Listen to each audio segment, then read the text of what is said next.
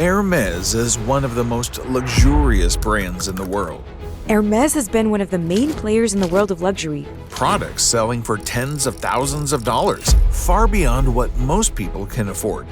Yet, at its peak, the company was worth over $300 billion. But Hermès did not begin with handbags, fashion shows, or billionaires walking into private boutiques.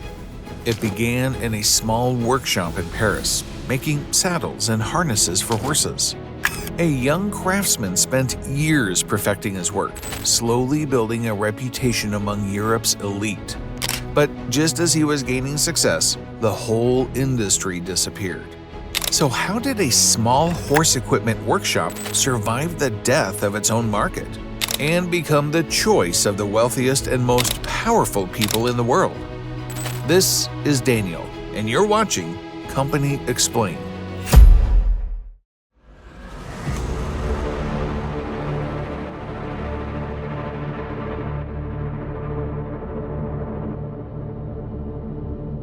Long before towering architecture and medieval art, Paris was known for royal families, knights, and their horses.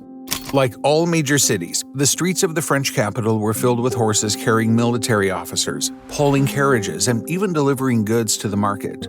But for the wealthy class, a horse wasn't just transportation, it was a public display of status.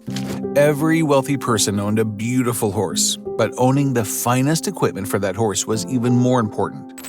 Europe's aristocracy demanded the very best saddles, harnesses, and riding equipment money could buy. There were no assembly lines or modern factories that could produce thousands of identical products every day, and this created demand for an entire leathercraft industry that relied on master craftsmen. As a result, a lot of men wanted to learn this, and one of them was Thierry Hermès. In 1801, Thierry Hermès was born in Krefeld, and his entire childhood was shaped by the Napoleonic Wars, which transformed the entire leather industry. At the age of 20, he settled in Normandy, which was then a hub of leather craftsmanship. For years, he worked as an apprentice under mini masters until he became a master craftsman himself. And finally, in 1837, he opened his first workshop in Paris. But by that time, the market was already saturated.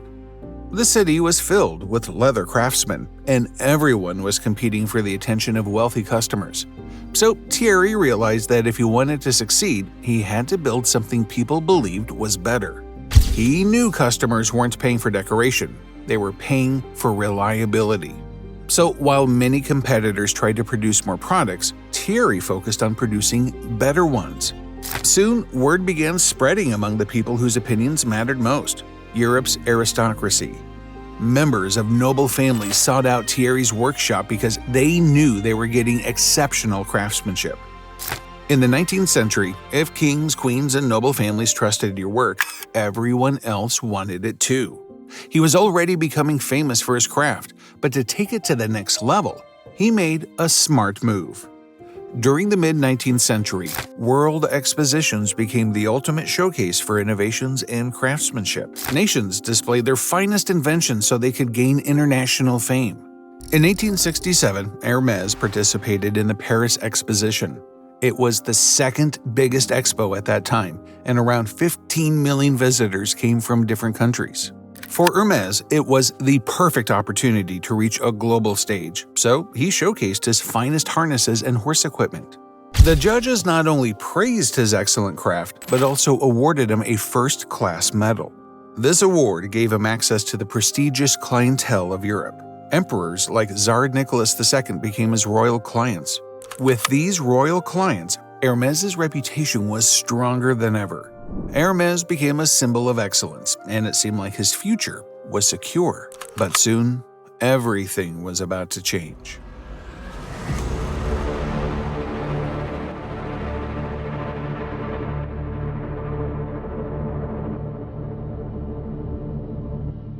While Hermès was celebrating global recognition, another revolution was quietly gathering momentum.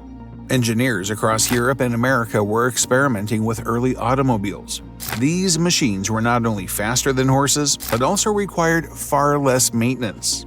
They didn't eat hay, they didn't need stables, and they didn't tire after a long day's work. For decades, Hermès had done everything right.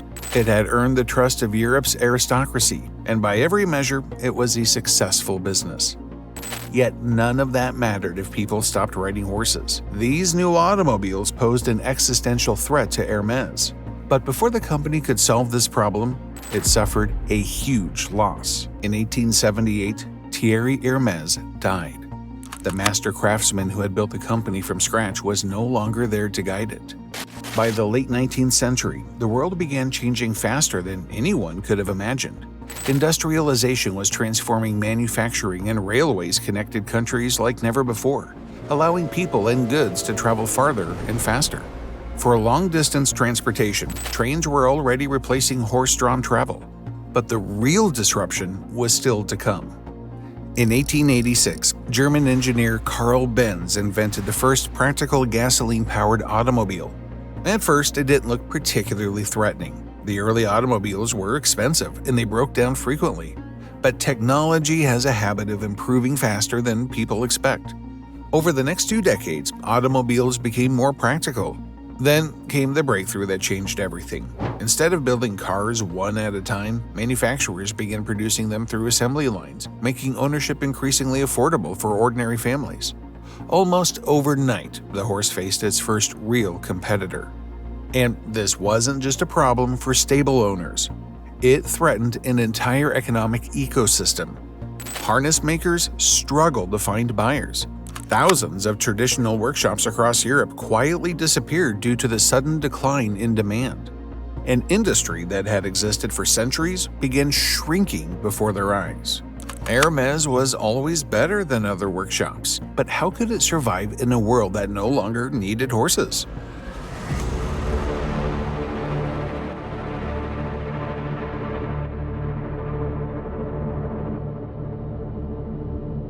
After Thierry's death, his son, Charles-Émile Hermès, took over the company, and time was running out. But unlike many family businesses, Charles understood that preserving a legacy didn't mean preserving every product. The company's expertise had never been horses or saddles. Its real expertise was leather. When Europe's rail network and transport improved, wealthy elites embraced a new era of travel. Luxury hotels were opening across the continent, ocean liners were carrying wealthy passengers between Europe and America, and travel itself became a symbol of status.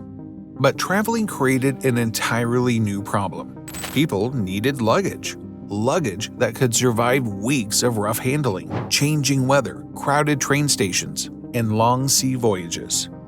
Just as aristocrats had once demanded the finest saddles for their horses, now they demanded the finest cases for their journeys. Hermès already possessed exactly the skills required. So instead of competing with automobile manufacturers, they chose to serve a new market. Gradually, the company's product line expanded into travel bags, suitcases, and wallets. But even after Hermès changed its products, the core philosophy remained the same. Unlike many manufacturers who were focusing on industrial production, Hermès deliberately chose a different approach. It continued relying on skilled artisans and good quality products. This philosophy eventually became one of the company's greatest competitive advantages.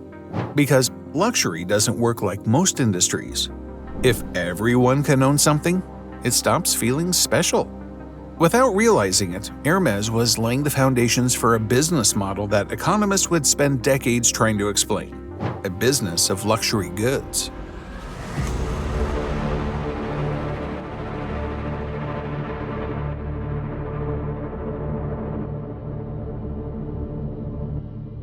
While Charles-Émile transformed Hermès from a saddlery into a luxury leather house, his son, Émile Maurice Hermès, had much bigger plans.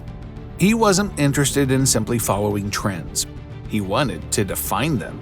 During his visits to North America, he encountered a new invention that was beginning to appear on industrial products: the zipper. At the time, buttons were still the standard way of fastening clothing and bags. They worked, but they weren't always convenient. The zipper, however, offered something different. It was more convenient and secure. Where most people saw a practical invention, Émile Maurice saw an opportunity. Recognizing its potential long before many of his competitors, he secured the exclusive rights in France to use the zipper in leather goods and clothing from the inventor's company. It was an unusually bold move. Hermès had built its reputation on centuries-old craftsmanship, and modern innovations were not part of its philosophy. But rather than seeing tradition and innovation as opposites, Émile Maurice combined them. Hermès began producing leather travel accessories with zippers, offering customers something they had rarely seen before, products that were not only beautifully made but also genuinely more practical. For centuries, luxury had been closely tied to royalty and aristocracy, but the 20th century was creating a new class of wealthy individuals: industrialists, bankers, entrepreneurs, and Hollywood stars. These customers weren't born into nobility. Yet they had something that made them influential: money. So for Hermès, these people were ideal clients. If they trusted Hermès, then it would once again receive a stamp of elitism. And soon, that moment came. In 1956, Hollywood actress and Princess of Monaco Grace Kelly was photographed shielding her pregnancy from paparazzi using a Hermès handbag. The image spread across the world. Suddenly, the bag wasn't just an accessory, it became a symbol of elegance. The bag she was holding was the sac à dépêche, but when the photograph became so popular, Hermès officially renamed it the Kelly bag and capitalized on the trend. But apart from these random coincidences, Hermès also capitalized on every new opportunity it got. In 1984, actress and singer Jane Birkin happened to be seated next to Hermès executive Jean-Louis Dumas on a flight. During the journey, she mentioned how difficult it was to find a stylish yet practical weekend bag. Her belongings had spilled out of her handbag, and she jokingly sketched what she needed on an airplane sickness bag. Instead of ignoring the conversation, Dumas took it as feedback from a potential customer and turned it into a product. The result was the Birkin bag. These products not only solved practical problems but also became famous due to their celebrity connections. As a result, everyone wanted to own one. If Hermès had been any other company, it would have created as many products as possible to sell to the widest range of consumers. But Hermès intentionally kept production limited and built an entire luxury empire through these products.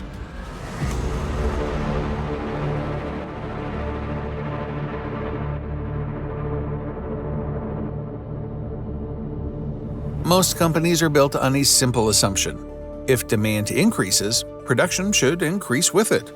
Hermès breaks that logic completely, because their success is not defined by how much you sell, it is defined by how little you are forced to compromise. In most industries, scarcity is a problem to solve, but in luxury, scarcity is the product, and Hermès understood this very well. Every Birkin bag is made by a single artisan. That alone creates a natural production ceiling that cannot be easily removed without changing the identity of the product. Because the moment Hermès shifts to mass production, the Birkin stops being a Birkin. This philosophy extends far beyond handbags. Hermès refuses to flood the market, even when demand is at its highest. It rarely offers any discounts and expands at a pace that many investors would consider painfully slow. While most businesses measure success by how quickly they can scale, Hermès measures it by how consistently it can preserve its standards. That strategy often frustrates customers. Some spend months, even years, hoping to purchase a Birkin or Kelly bag. But for Hermès, the waiting isn't a flaw in the system. It is proof that the system is working. But protecting that philosophy would eventually become the company's greatest challenge. In 2010, Bernard Arnault quietly accumulated a significant stake in Hermès without the founding family realizing it. Through a complex series of financial transactions, he had built a position that many believed was the first step toward a future takeover. For most companies, an acquisition by the world's largest luxury group would have been considered a victory, but not for Hermès. The Hermès family saw it as a threat to everything the company stood for. In response, family members united and created a holding company that locked together a large portion of their shares, making it far more difficult for an outside investor to gain control. It wasn't simply a financial decision, it was a declaration that Hermès would remain independent. That independence mattered because it protected something far more valuable than ownership. It meant Hermès could continue refusing shortcuts, resisting overproduction, and prioritizing craftsmanship without answering to a parent company demanding faster growth. More than a decade later, that decision speaks for itself. Today, Hermès generates more than 16 billion euros in annual revenue and maintains an operating margin of around 41%, one of the highest in the entire luxury industry. Yet despite its extraordinary success, the company's philosophy remains remarkably unchanged. It has proved that in a world obsessed with making more, sometimes the greatest luxury is having the discipline to make less. By refusing to compromise on the values it was founded upon, a small Parisian workshop that once crafted harnesses for horses has become the greatest luxury empire one could ever imagine.